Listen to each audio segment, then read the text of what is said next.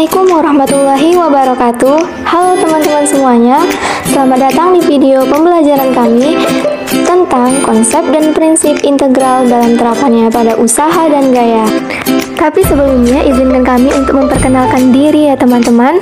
Kami berasal dari Universitas Negeri Medan, Prodi Pendidikan Kimia, dari mata kuliah Matematika Dasar. Kami kelompok 1, ada Evrima Siregar. Dan yang kedua ada Irma Yuliana Nasution. Yang ketiga ada Mutiara Sanisi Rumapea. Yang keempat ada Ondeng MA Timari-Mari. Dan yang kelima ada Taufik Ali Ibrahim. Selamat menyaksikan video kami. Semoga bermanfaat teman-teman.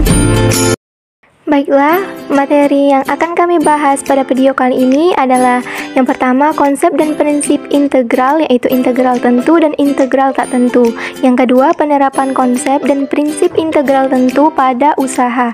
Dan yang ketiga, penerapan konsep dan prinsip integral pada gaya fluida. Saya akan menjelaskan konsep dan prinsip integral. Nah, apa itu integral? Integral merupakan bentuk operasi matematika yang menjadi kebalikan atau inverse dari operasi turunan dan limit serta dari jumlah luas daerah tertentu.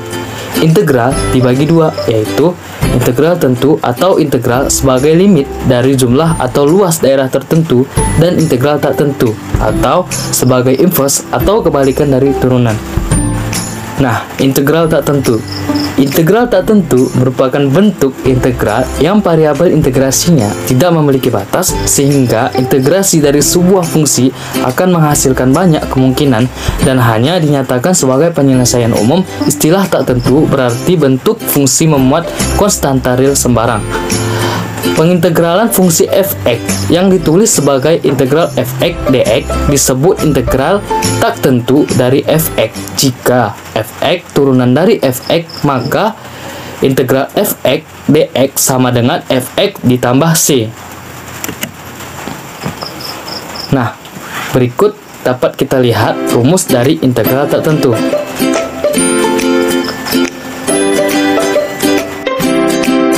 Selanjutnya kita masuk ke integral tentu. Awal mula integral tentu yaitu menghitung luas daerah di bawah kurva. Coba perhatikan gambar yang pertama. Misalnya, kita punya konstanta Y sama dengan fx. Otomatis fungsi konstanta kalau kita buat grafik, dia akan lurus, dan kalau misalnya kita mau menghitung luas di bawah kurva, kita bisa pakai rumus luas persegi panjang. Kalau misalnya nih, kita punya fungsi linier seperti garis miring pada gambar 2 dan 3. Kita ingin nih menghitung luas di bawah kurva, kita bisa menggunakan luas trapesium dan luas segitiga untuk mencari luas daerah di bawah kurva, karena bentuknya sudah pasti. Nah, bagaimana kalau misalnya bentuknya seperti gambar di samping yang tidak karuan dan seperti roller coaster? Bagaimana sih cara menghitung luas kurva kalau gambarnya seperti gambar tersebut? Jadi, kita harus berterima kasih kepada Pak Jurgen Friedrich Bernhard Riemann. Jadi, beliau yang sudah menciptakan cara untuk menghitung luas di bawah kurva dengan membentuk suatu poligon atau kotak-kotak kecil yang bisa menghampiri luas di bawah kotak. Bagaimana sih cara kerjanya atau cara penyelesaiannya? Nah, misalnya nih, kita punya suatu kurva Y sama dengan fx yang berwarna hijau. Nah, kita ingin menghitung garis di bawah kurva dari A sampai B. Kita bisa menghitungnya dengan membuat poligon atau kotak kecil yang berbentuk banyak persegi panjang, di mana persegi panjang dibagi lebar yang sama dengan simbol delta x dan tinggi yang berbeda dengan simbol fxi. Dari sini kita tahu bahwa kalau luas persegi panjang itu kan P kali L. Karena tadi udah disimbolkan lebarnya, maka luas satu poligon sama dengan fxi kali delta x. Karena persegi panjang ada banyak, kita jumlahi semua luas persegi panjangnya, yang kalau nanti disingkat menjadi notasi sigma, yaitu sigma 1 sama dengan 1 sampai n dari luas persegi panjang atau fx kali delta x. Baiklah, selanjutnya kita masuk ke materi yang kedua, yaitu penerapan konsep integral tentu pada suatu usaha. Nah, dalam fisika kita tahu bahwa apabila suatu benda bergerak sepanjang suatu garis S, sedangkan gaya F itu konstan yang menggerakkan benda dengan arah yang sama dengan arah gerak benda tersebut, maka usaha yang dilakukan oleh gaya tersebut adalah W sama dengan F dikali S, dengan W sama dengan usaha tersebut, dan F adalah gaya yang dilakukan, dan S adalah jarak ataupun perpindahan benda tersebut. Sedangkan untuk menghitung usaha yang dilakukan apabila suatu gaya tidak konstan atau gaya tersebut berubah-ubah dari satu titik ke titik lain, maka untuk menghitung usahanya perlu beberapa strategi, yaitu yang pertama strategi iris atau potong-potong, kemudian mengaproksimasikan, dan selanjutnya mengintegralkan.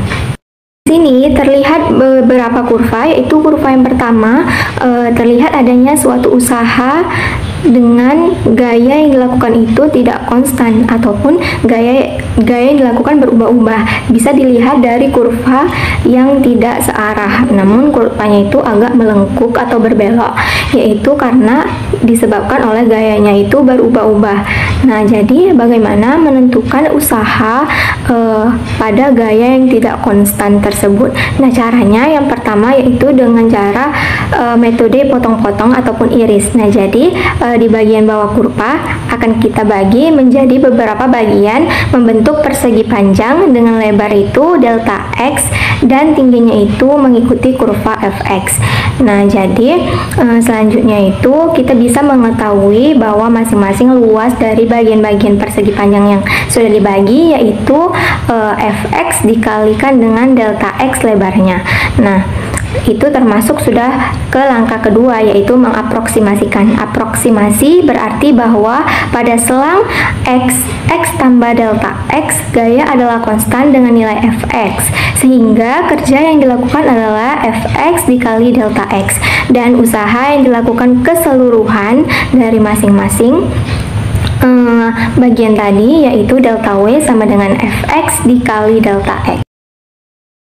Langkah selanjutnya yaitu mengintegralkan, berarti jumlahkan semua usaha pada masing-masing delta X dan kemudian tarik limitnya dengan membuat delta X menuju 0. Mengapa? Karena di sini masih terlihat bagian-bagian yang kosong dari yang sudah kita bagi-bagi tadi, maka kita buat mendekati 0.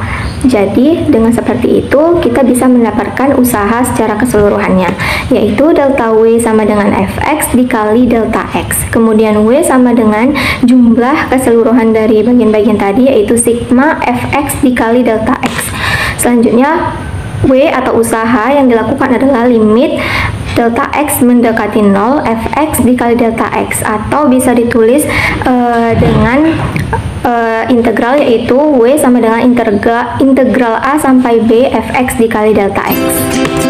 Mari kita simak contoh soal berikut ini.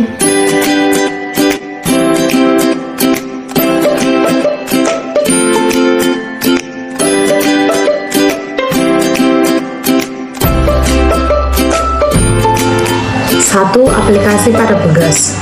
Untuk pegas, besar gaya adalah Fx sama dengan Kx, dengan X menyatakan simpangan. Besar gaya tarik atau gaya tekan yang diberikan kepada pegas berbanding lurus dengan pertambahan panjang. Usaha yang dilakukan oleh gaya pegas ketika benda berpindah dari posisi 1 dengan simpangan X1 ke posisi 2 dengan simpangan X2 karena gaya F berlawanan dengan perpindahan delta X, maka kerja yang dilakukan oleh pegas adalah W sama dengan negatif setengah K dikali X2 kuadrat dikurang X1 kuadrat. Contoh aplikasi pada pegas dapat teman-teman lihat pada gambar di bawah ini.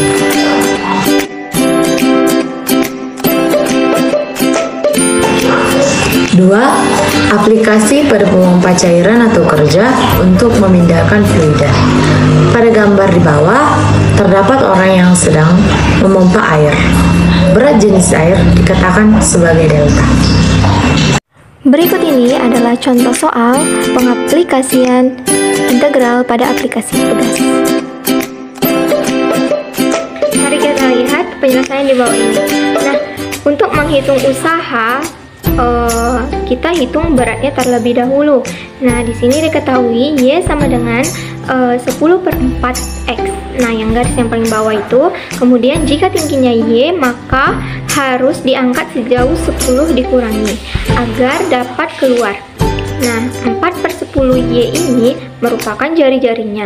Kemudian kita kuadratkan dan dikali tingginya, sehingga dapatkan volume irisan air itu delta V sama dengan V dikali Y per 2 kuadrat delta Y. Nah, Y per 2 kuadrat ini merupakan luas penampang, sedangkan delta Y yaitu tebal dikalikan berat jenisnya, karena satuan berat jenisnya sama dengan satuan berat per satuan volume, sehingga delta F sama dengan delta V dikali Y per 2 kuadrat delta Y. Nah, untuk penyelesaian usahanya yaitu sebagai berikut. Nah, selanjutnya saya akan menjelaskan mengenai penerapan konsep integral pada gaya fluida. Di sini terdapat ilustrasi sebuah tangki yang mempunyai kedalaman HA dengan massa jenis tertentu. Misalkan terdapat sebuah tangki yang akan diisi dengan air atau cairan dengan massa jenis delta dan memiliki kedalaman H. Maka besar gaya yang pada suatu segi 4 atau tangki mendatar seluas A dapat dihitung F sama dengan delta AH. Gaya yang ada pada cairan yang terdapat pada kotak atau tangki ini menurut Blaise Pascal bahwa tekanan yang dilakukan pada cairan adalah ke semua arah. Jadi kalau kita punya cairan, kita berikan tekanan yaitu ke semua arah, tekanannya sama.